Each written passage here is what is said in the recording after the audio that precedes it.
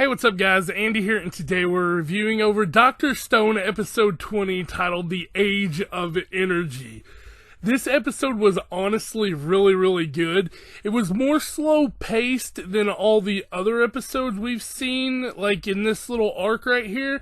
But with that being said, nonetheless, it was just as effective. So not only did we get cotton candy in this episode, we also now have a power plant, essentially.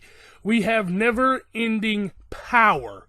So that's huge, like major big.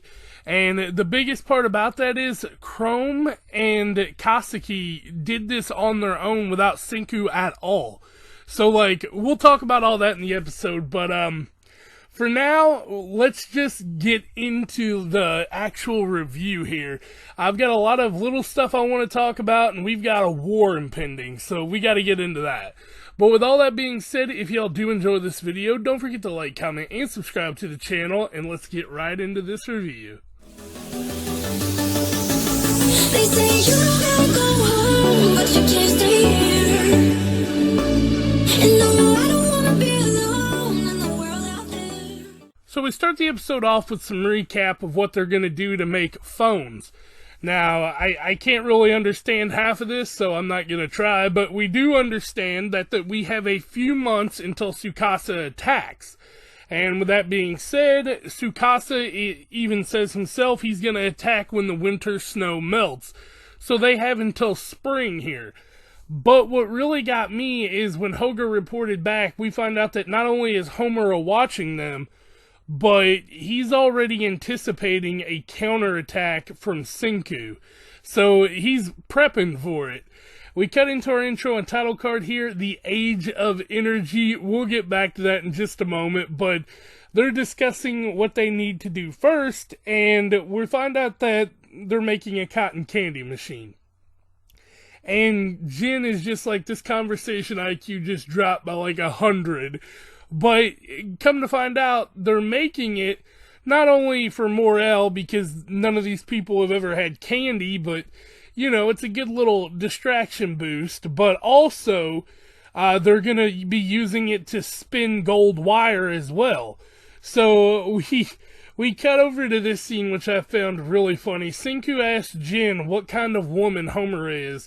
And Genro's just like, do you have a thing for petite girls or something like that? And he's like, no, she's watching us, like, very much clearly. So Senku extends a gift out to her. He leaves some cotton candy in the woods, and she ends up taking it and trying it, this is the scene we get from the intro. And he basically decides to do this for probably two reasons. One, he wants to just share the candy with her, because she probably doesn't have anything else to eat. And two, he wants her to tell Tsukasa about it. That way some of his people who love candy might reconsider their alliances. So we then cut into one of the funniest scenes in the entire episode.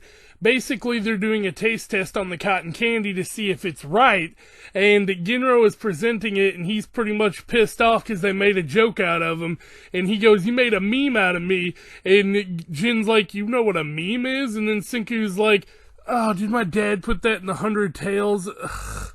And it was so hilarious because just the idea of them knowing what a meme is hilarious to me. I don't know why. Maybe because I'm easily entertained. But a nice little joke out of the way, we cut back over to them working on this, and they find out that there's inconsistencies with the pulls.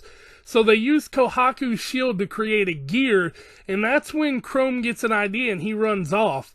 And him and Koski spend 3 days straight working on a water wheel that they had no idea of what it was, but they just thought it'd be good, that way they wouldn't have to man it themselves.